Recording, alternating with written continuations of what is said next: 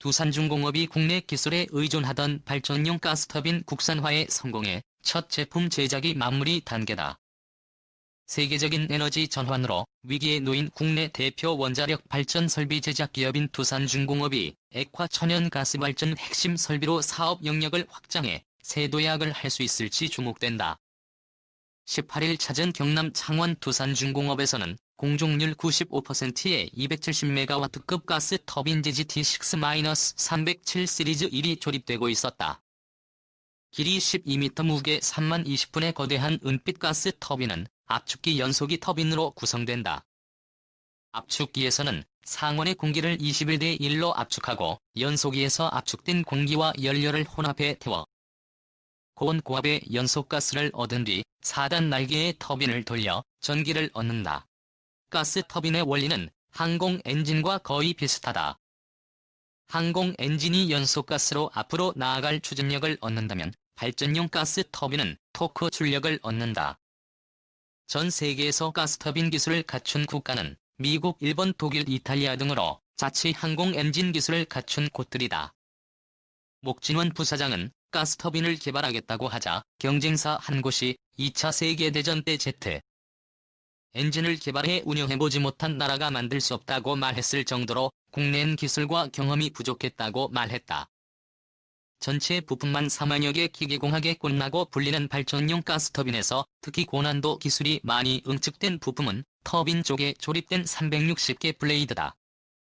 자세히 보니 반마다 블레이드의 모양과 크기가 모두 다르고 어느 표면도 단조롭지 않고 다양한 곡선으로 이루어져 있다. 워낙 복잡한 모양이라 정밀 주조로 만들어진다고 한다.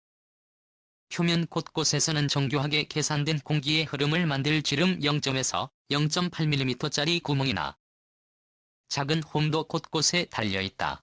연소기에서 가까운 블레이드단은 하얗게 세라믹이 코팅된 것도 눈길을 끌었다. 블레이드를 이렇게 만들어야 하는 이유는 섭씨 1500에서 1600도 이상의 고온과 3600 높이의 원심력이라는 가혹한 운전 조건을 견뎌야 하기 때문이다. 보통의 금속 제품은 1500도 온도에서 녹아버린다. 이에 가스터빈 블레이드는 녹는 점이 1450도로 높은 니켈 베이스 화금을 소재로 쓰고 특히 고온 가스가 타격되는 두 개의 다른 세라믹을 코팅했다. 또 표면에 냉각 공기에 기르며 블레이드를 휘감는 에어 커튼을 만들음으로써 블레이드에 담는 가스 온도를 950도까지 낮출 수 있었다. 왼쪽 900여 개의 블레이드가 조립된 곳이 압축기이고 비교적 가느다란 쪽이 연소기 장착되는 부오른쪽이 4단으로 구성된 터빈. 이런 블레이드 등 고운 부품을 주조하고 가공할 기술이 없었던 한국은 지금까지 미국이나 일본 미쓰비 히타치 파워시스템즈, 독일 지멘스 등이 만든 가스터빈을 쓰며 1년에 1천억 원이 넘는 돈을 부품 교체 등에 쓰고 있다. 전재공 두산중공업 수석은 가스터빈 국유 기업들의 전략은 잉크젯 프린터와 비슷했다며 가스터빈은 비교적 저렴하게 판 뒤 자주 교체해야 하는 고급 부품을 높은 가격에 파는 방식으로 고수익을 창출했다고 말했다. 공급 기업의 이 같은 가격 횡포가 상당한 까닭에 가스터빈 국산화는 진작부터 정부 차원에서도 논의돼 왔다. 한국과학기술기획평가원이 2012년 낸 보고서를 보면 원자력 발전 설비는 한국형 원자로를 개발해 성공하는 등 성장한 반면 친환경 고효율 발전소를 위한 연구 개발이 위축돼 기술이 낙후되었다며 국내 기업들이 기술 이전을 기피하고 있으니 독자적인 가스터빈 국산 모델 개발이 필요하다고 짚었다.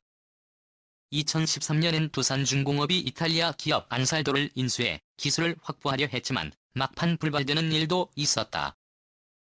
부서장은 이탈리아 정부가 전략자산을 다른 나라에 넘겨줄 수 없다고 결정하며 합의가 이루어지지 않았다며 이를 계기로 가스 터빈을 가진 정부와 한국의 노기술평가원 등의 지원 속에 가스터빈 개발 국책과제가 시작된 배경이다. 우여곡절 끝에 개발 완료된 가스터빈은 두산중과 국내 발전 시장 양쪽 모두의 옥동자다. 국내뿐 아니라 국외에서도 에너지 전환이 추진되며 가스 발전이 기존의 원자력 석탄이 담당하던 기재부와 상당 부분을 대체할 것으로 전망되기 때문이다. 가스 발전은 석탄과 달리 황산화물과 먼지는 나오지 않고 질소산화물과 이산화탄소는 절반가량 배출된다.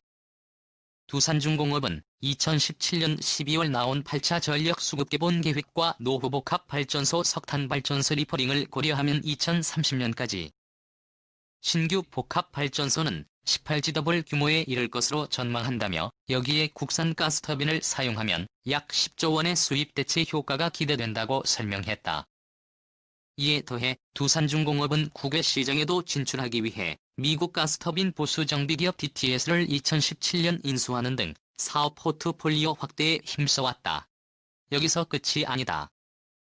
조립을 거의 마친 가스터빈 초두품은 2013년부터 상업운전에 돌입할 서부발전의 김포 열병합 발전소에 공급되는 한편 두산중공업은 시리즈보다 복합 효율을 2%포인트 더 높인 380메가와트급의 후속 모델 재생에너지 간헐성을 보완하기 위해 100메가와트급 중형 모델 개발도 추진하고 있다.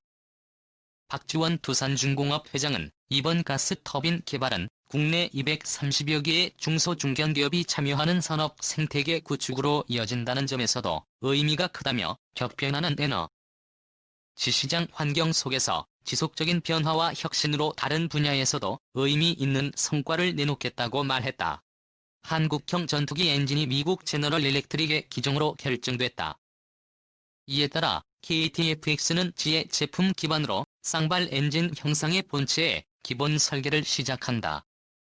방위사업청은 26일 F314의 E400 엔진을 제안한 지사를 KTX 엔진 우선 협상 대상 업체로 선정했다고 밝혔다. 이번 입찰에서는 지와 롤스로이스의 자회사인 유럽계 유로제트가 경쟁했다. 방사청에 따르면 평가에는 개인 FX 체계 개발 주관업체인 한국항공우주산업과 엔진 관련 국내 협력 업체인 한화테크윈뿐만 아니라 공군 국방과학연구소 국방기술품질원 등 총 20명의 전문가가 참여했다. 평가팀은 관리기술 국산화 비용 등 4개 분야에 대해 지난 5월 11일부터 5일간 평가를 진행했다. 제2는 3개 평가 기준에서 모두 유로제트를 앞섰다. 방사청 관계자는 카이는즈와 최종 협상을 거쳐 6월 중 본계약을 체결할 예정이라면서 향후 K2X 적용을 위한 제작과 기술 지원을 통한 국산화를 추진할 것이라고 말했다. KTX 엔진 3단계에 걸쳐 국산화 추진. 지난 1월 시작된 KTX 개발 사업은 2016년까지 이어지는 사업이다. 개발이 완료되면 2030년까지 120대를 양산해 공군에 배치한다. 이는 약 8조 원, 양산비는 약 9조 3천억 원으로 단군 이래 최대 규모 무기 개발 사업으로 평가받는다. 이 중 엔진은 해외에서 기술을 들여와 기술 협력 생산 방식으로 진행하기로 했다. 자체 개발을 추진할 경우 기술력 확보에 지나치게 오랜 시일이 소요돼 세대 교체가 장기간 지연돼 전력 공백이 불가피할 뿐 아니라 천문학적인 개발 비용이 필요한 때문이다. 엔진 공급사로 선정된 GE는 시제기 6대와 예비 엔진 분량을 포함해 15기의 엔진을 제공한다. 방위사업청은 이번 사업에 약 1,360억 원의 예산을 배정했다. 120대의 쌍발 엔진 전투기를 양산 목표로 하고 있어 국내 물량은 보충분 포함 260이다. 엔진 구매 비용만 4조 원이 넘는다. 이은 이번 입찰 평가에서 엔진 기술 국산화율을 60%대로 제한한 것으로 알려졌다.